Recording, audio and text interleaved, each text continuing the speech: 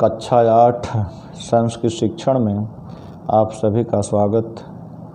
कक्षा 8 के पाठ्यक्रम के लिए निर्धारित संस्कृत की पुस्तक संस्कृत पीयूषम का जो कुल मिलाकर 19 पाठ हैं संस्कृत पीयूषम में, उनको हम पढ़ा चुके हैं। परिशिष्ट के रूप में जो व्याकरण का अंश है पुस्तक में समाहित है, जिसके अंतर्गत कुल 5 संधियों को पढ़ना है, जिनमें से पूर्व रूप संधि, एंग पररूपम पररूप संधि, स्तुत्व संधि हम पढ़ा चुके हैं।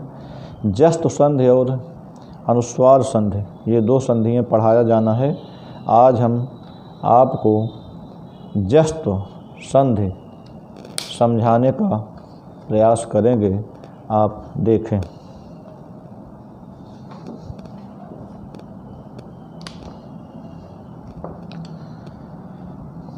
जस्त संधि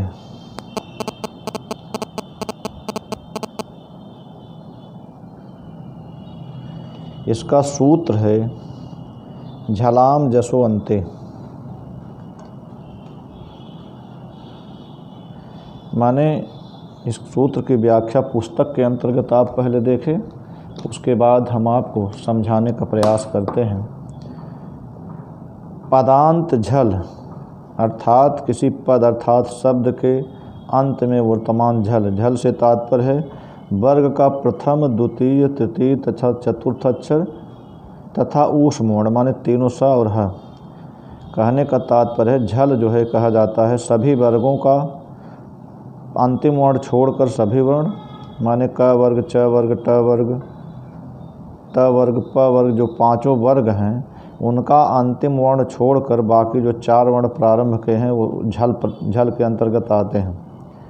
और ऊष्मोण तीनों स और ह, ये भी झल कहा जाता है। कहने का तात्पर्य है किसी शब्द माने पद अर्थात शब्द के अंत में यदि इन वर्णों में से कोई वर्ण आता है तो उसके स्थान पर जस अर्थात सभी वर्गों का जो तीसरा वर्ण है वह उस अंतिम वर्ण के स्थान पर हो जाता है। माने जिस वर्ग का वर्ण शब्द के अंत में आए, पद के अंत में आए, उसके स्थान पर उसी के वर्ग का तीसरा वर्ण हो जाता है। जैसे वाक धन ईशः वागीशः, चित धन आनंदः चिदानंदः, षट धन एव षडेव, उत धन देशम उद्देशम, सुप धन अंतः सुबंतः, सत धन आचारः सदाचारः। अब आप नियम को देखें, सरलतापूर्वक हम आपको समझाने का प्रयत्न करते हैं।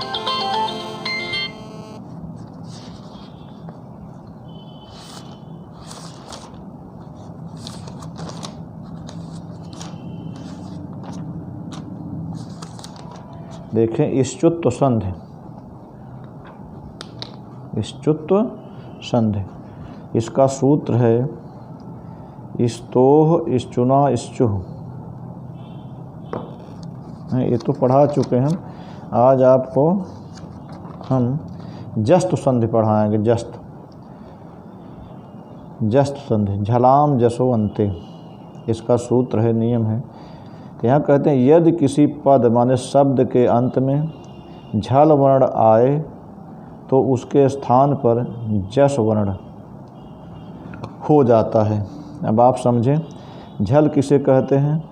क वर्ग, च वर्ग, ट वर्ग, त वर्ग, प वर्ग, 5 वर्ग जो हैं इनके प्रारंभ के 4 अंतिम वर्ण छोड़ करके सभी झल के अंतर्गत आते हैं, सभी झल कहे जाते हैं। जैसे क वर्ग का क ख ग घ, च वर्ग का च छ ज झ, ट वर्ग का ट ठ ड ढ, त वर्ग का त थ द ध, प वर्ग का प फ ब भ। माने सभी वर्गों का जो 4 वर्ण है प्रारंभ अंतिम को छोड़कर उसको झल कहा जाता है। और क्या है ऊष्म वर्ण, तीनों स, श, स, ह, ये कुल मिलाकर के 4 सभी वर्गों के 5 वर्ग हैं, 4 5 चौक 20 और तीनों स है, कुल मिलाकर के 24 वर्ण हैं जिनको झल कहा जाता है। 3 कहते हैं कि सभी वर्ग जैसे क वर्ग क ख ग घ, च वर्ग च छ ज झ, ट वर्ग ट ठ ड ढ, त वर्ग त थ द ध, प वर्ग प फ ब भ और ऊष्मवर्ण जो है, ऊष्मवर्ण इसलिए कहा जाता है कि इनको बोलते समय मुंह में गर्मी आ जाती है, ज़्यादा एनर्जी खर्च होती है, इसलिए इसे ऊष्मवर्ण कहा जाता है। कहते हैं कि अगर किसी शब्द के अंत में इन वर्णों में से कोई वर्ण आए तो उसके स्थान पर जस वर्ण हो जाता है, अर्थात जिस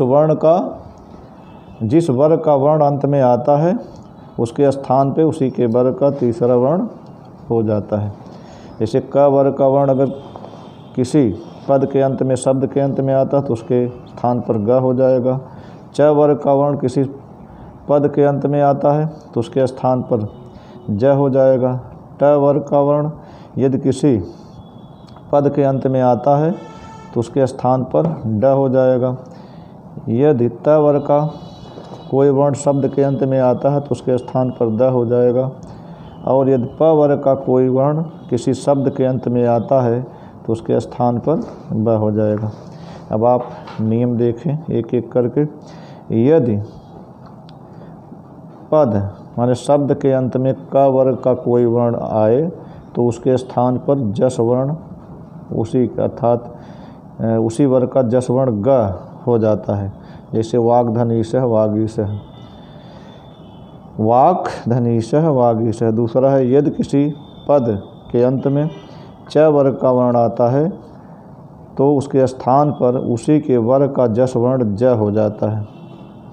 जैसे अच धन अंतः, यहाँ अच च के स्थान पर एक पद के अंत में आ रहा च, उसके स्थान पर ज हो गया और एक साथ मिलाने पर बना अजंतः। ज में अ आकर के मिल गया क्योंकि हलंत है, स्वर रहित है।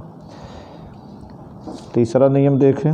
यदि किसी पद के अंत में ट वर्ग का कोई वर्ण आए तो उसके स्थान पर उसी के वर्ग का जस वर्ण ड हो जाता है, तीसरा वर्ण।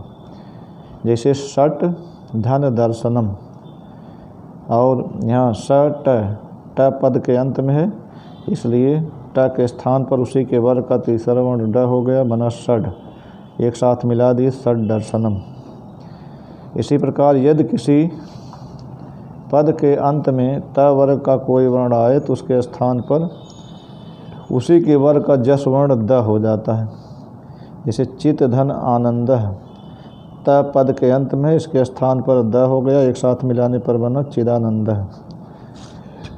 इसी प्रकार यदि किसी पद के अंत में प